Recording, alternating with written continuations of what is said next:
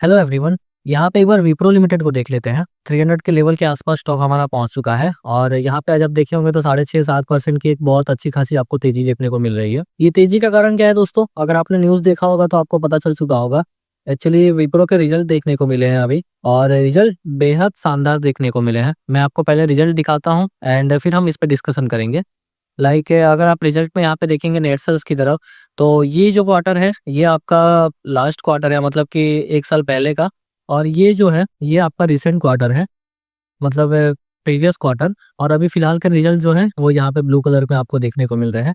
जैसे अगर आप इसके नेट सेल देखेंगे तो वो 1 साल पहले यहाँ पे 22,200 करोड़ के आसपास देखने को मिलती थी और फिलहाल अभी जो नेट सेल्स है वो आपके 22,300 करोड़ के आसपास देखने को मिल रही है। और जो प्रीवियस क्वार्टर था वहाँ पे 22,301 करोड़ था, मतलब 1 साल पहले से भी यहाँ पे ग्रोथ है और जो प्रीवियस क्वार्टर था वहाँ से भी ग्रोथ है।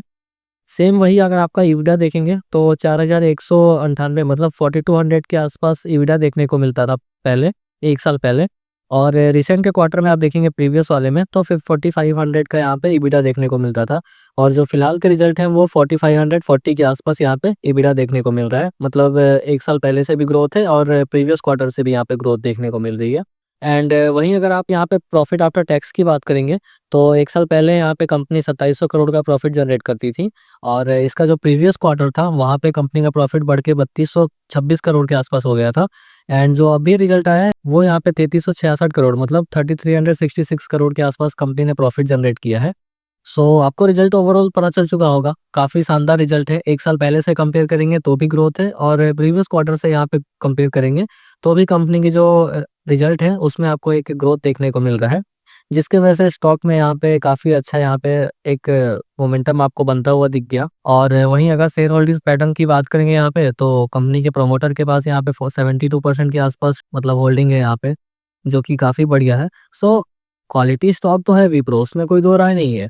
लेकिन अब पैटर्न क्या बन रहे हैं और किस हिसाब से हमें यहाँ पे स्ट्रेटजी इंप्लीमेंट करनी चाहिए, क्योंकि रिजल्ट आपने देखा काफ़ी बढ़िया देखने को मिल रहे हैं। तो हो सकता है कि स्टॉक आपका अच्छा भी कर जाए, लेकिन एक रेजिस्टेंस के नियर है। मैं आपको पहले चार्ट पे ले चलता हूँ एंड वहाँ पे सारी चीज़ें एक्सप्लेन करता हूँ कि क्या हमारी स्ट्रेटजी इसमें हो सकती है। अगर आप ये देखिए, यहाँ पे कुछ इस हिसाब से ये पैटर्न लेके चल रहे थे और मेरा यही कहना था कि ये जो ट्रेंड लाइन है इसको अगर स्टॉक ब्रेक करेगा देन हम जो इसके ऑल टाइम हाई जो इसका है वहाँ तक के टारगेट यहाँ पे एक्सपेक्ट करके चल सकते हैं, जो कि नियरेस्ट टर्म में टारगेट होगा आपका। और ब्रेकआउट का लेवल यहाँ पे देखेंगे तो 320 के आसपास निकल के आएगा, मतलब 310 से लेकर 320 का जो लेवल है वो इसके ब्रेकआउट का लेवल है। और एक नियर टर्म में जो आप स्टॉप लॉस लेके चलेंगे वो आपका कहीं ना कहीं इस ट्रेंड लाइन के आसपास निकल के आ रहा है, क्योंकि आप देखिए हर बार यही ट्रेंड लाइन के आसपास से स्टॉक सपोर्ट दिखाता है एंड रिवर्सल दिखा देता है। और इस ट्रेंड लाइन के आसपास एक ईएमए का भी सपोर्ट है। अगर आप वीकली टाइम फ्रेम पे 55 और 100 डेज ईएमए यूज करेंगे तो उसका लेवल भी कहीं ना कहीं ये ट्रेंड लाइन के आसपास ही निकल के आता है। मतलब इन शॉर्ट कहने का ये है कि 240 के नीचे स्टॉक अगर आपका क्लोजिंग लेता है वीकली टाइम फ्रेम पे, देन फिर कहीं ना कहीं ये पैटर्न आपको खराब होते हुए दिखेंगे। अदरवाइज अगर रिजल्ट जैसे इसके अच्छे देखने को मिले हैं तो स्टॉक को अच्छा करना चाहिए यहाँ से। अगर ये 320 के लेवल के ऊपर निकल जाता है, वीकली टाइम फ्रेम पे ब्रेकआउट हो जाता है, सस्टेन हो जाता है ब्रेकआउट, देन फिर जो इसमें हम ऑल टाइम हाई के जो इसके टारगेट है वो एक्सपेक्ट करके चल सकते हैं, जो कि आपका 360 का लेवल निकल के आएगा।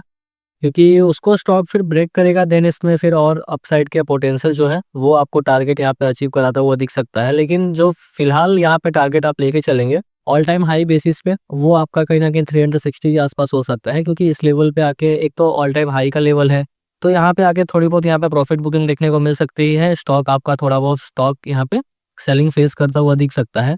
सो ये आपका T1 हो सकता है 360 के आसपास, उसको स्टॉक ब्रेक करेगा देन फिर हम फाइनल टारगेट लेके चल सकते हैं यहाँ पे। और अगर ये ब्रेकआउट के बेसिस पे देखेंगे तो आप ये देखिए, ये 25% की डिस्टेंस अगर ट्रायंगल पैटर्न की बेसिस पे देखें तो और स्टॉक कहीं ना कहीं आपको अपसाइड में ट्रैवल करता हुआ दिख सकता है ब्रेकआउट के बाद। सो ब्रेकआउट के बाद यहाँ पे 25 देखिए परसेंट, तो लगभग 390 इस प्रकार के लेवल तक स्टॉक को पहुंच जाना चाहिए। लेकिन बीच में आपका ये हार्डल काम करेगा 360 वाला, उसको फिर स्टॉप ब्रेक करेगा तो 390 400 इस प्रकार के लेवल पे आसानी से आपको पहुंचता हुआ दिख सकता है। तो ये पैटर्न बन रहे हैं दोस्तों विप्रो में। आई होप सारी चीजें क्लियर हो चुकी होगी, विप्रो को लेकर ऐसा कोई डाउट रहा नहीं होगा। पैटर्न आपको क्लियर हो चुके होंगे, लेवल सारे क्लियर हो चुके होंगे, तो इस हिसाब से आप अपनी स्ट्रेटजी इसमें इंप्लीमेंट कर सकते हैं आप, लेकिन खुद के एनालिसिस जरूर कीजिएगा। तो चलिए फिर इस वीडियो में इतने रख सकते हैं, मिलते हैं फिर नेक्स्ट वीडियो में। तब तक के लिए आप अपना और अपनों का खूब ख्याल रखिए। धन्यवाद।